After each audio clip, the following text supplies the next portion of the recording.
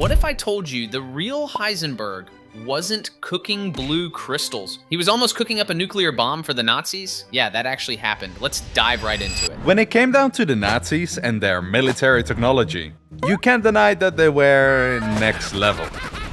They made mortars the size of blue whales that shot shells as big as rhinos, built an artillery cannon so big and powerful that the Nazis broke it down themselves as they were afraid the Soviets would capture and use it against them. Sorry, but I gotta pause right here. This animation style is ridiculously clean. Like, who decided history class needed Pixar-level visuals? Gotta give the artist props. Turning Nazi mega weapons into something that looks like anime mecha concept art is weirdly impressive. And they even worked on a prototype death ray. A ray weapon that could kill the engine of an airplane and its pilot with one simple click. The Nazis were spearheading massive and ungodly new means of warfare. And among those many plans of mass destruction was one that, luckily, never saw the light of day. At least, not by this fedora-wearing fella. Meet the hero of its time, or the main villain, who failed. Historically Facts, Part 4.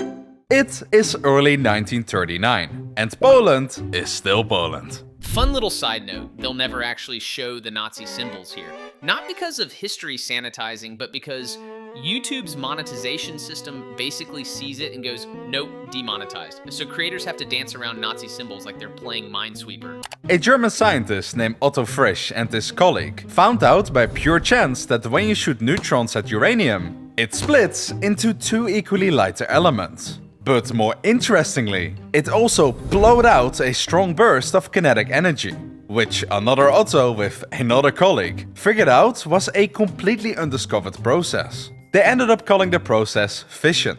But they soon figured out another layer to this process. Along with kinetic energy that splurged out from the atom, there was another thing that got shot out. Neutrons. The same thing that started this entire process. Now, guess what happens if one of those neutrons that gets blown away hits another uranium atom?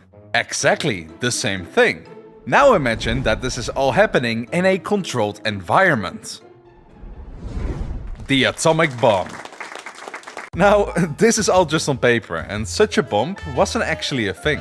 Though one top scientist immediately knew the danger of this just discovered process. His name was Albert Einstein.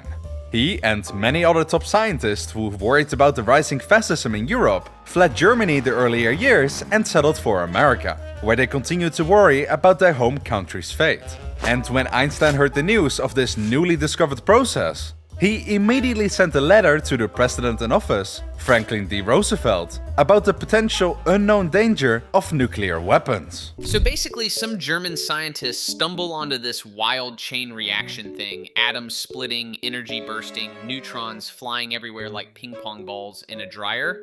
Einstein hears about it and goes full doomsday mode, writing a letter to Roosevelt like, hey, this could literally end the world. Imagine finding a science glitch so dangerous that the smartest guy alive immediately tattles to the president. This brings us to Heisenberg. No, not this one. The one he named himself after. Werner Heisenberg. Werner was somewhat of a genius himself. At age 23, he wrote groundbreaking papers. Age 25, he formulated this, which I'm not even sure what it means. And at age 31, he received a Nobel Prize for, and I quote, for the creation of quantum mechanics. That sounds fancy, doesn't it? We will come back to Heisenberg in a bit, because it's time for Blitzkrieg. Germany, the Slovak Republic, and the Soviet Union all attacked Poland at the same time, leaving the massively outnumbered Polish in an extremely one-sided war with no support whatsoever. Followed with the country being tarnished forever by all 6 of Nazi Germany's extermination camps, where millions of people ended up, well, you know how it ended. The war had started, innocent lives were being taken, and Hitler was rapidly taking over parts of Europe and Africa. The same day the war started, the Nazis set up the Uran Project, a nuclear weapons research program with the intentions to harness the power of fission to overpower their enemies. And why is because of Heisenberg.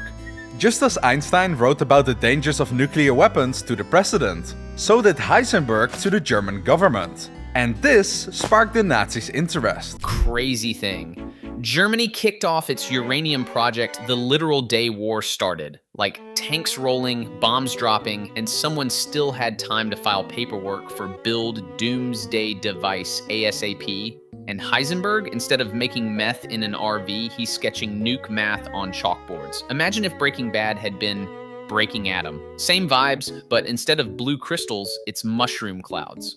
The first meeting of the Uran project, Heisenberg for some reason wasn't invited, but he was at the second a month later, where top physicists discussed the potential of a nuclear bomb. A bomb so powerful, it could wipe down entire cities within a blink of an eye. The physicists unanimously agreed that creating such a bomb would take roughly 5 years, meaning it would have been finished no later than 1944, in the midst of the Second World War. A year before the Americans exploded their prototype.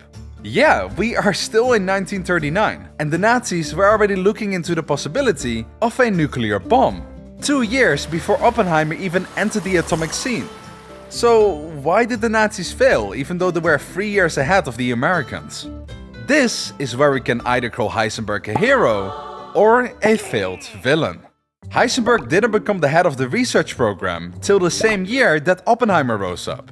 Why did the Nazis not use Heisenberg's brilliance before the Americans started the Manhattan Project? Well, it's because Heisenberg didn't push for nuclear weapons as hard as he could have.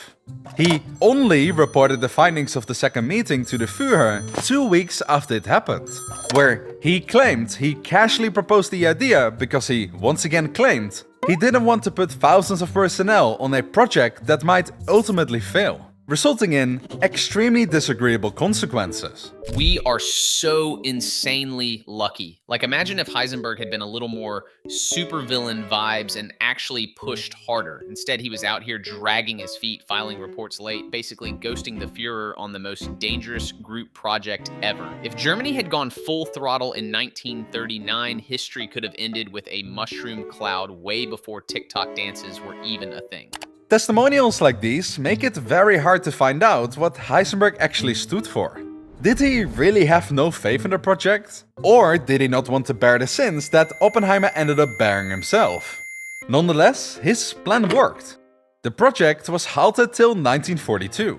But shortly after, he took the role of the head of the nuclear research program. Once again, why?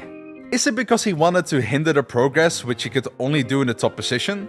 Or was it because he felt like he could finally bring the Nazis to victory only if he led the group? Either way, the playing field between Oppenheimer and Heisenberg was effectively evened. Both started the same year at roughly the same position, respectively in their countries. Yet, luckily, the Americans came out victorious. Did our hero hinder the progress while Oppenheimer thrived? Or was it because of the anti-Semitism which caused all the top Jewish scientists to flee the country, meaning less available personnel, and the fact that the tide in the war had turned? Which meant not all the resources he needed could have been assigned to his Uran project? Question mark. It's kind of wild. Heisenberg's motives are still debated, like he's the Schrodinger's cat of history. Hero and villain until you open the box. Maybe he slowed things down on purpose. Maybe he was just drowning in Nazi bureaucracy and bad vibes. But honestly, Germany also yeeted half its best scientists out with anti-Semitism. So yeah, not exactly an ideal R&D strategy. Meanwhile, Oppenheimer's team had brainpower stacked like the Avengers, and we know how that race ended. Historians all around the world aren't 100% sure themselves. So unfortunately, we can't give you a final answer if he's in heaven or in hell. But we can give you facts. And here's a fun fact. In 1944, Heisenberg was invited to meet Adolf Hitler in person. And not even a year later, Hitler killed himself. Call me a conspiracy theorist, but that is awfully suspicious. In the end, the Nazis and Heisenberg did make a prototype of a nuclear reactor. But they didn't even get close to what the Americans and Oppenheimer achieved in as little as 3 years.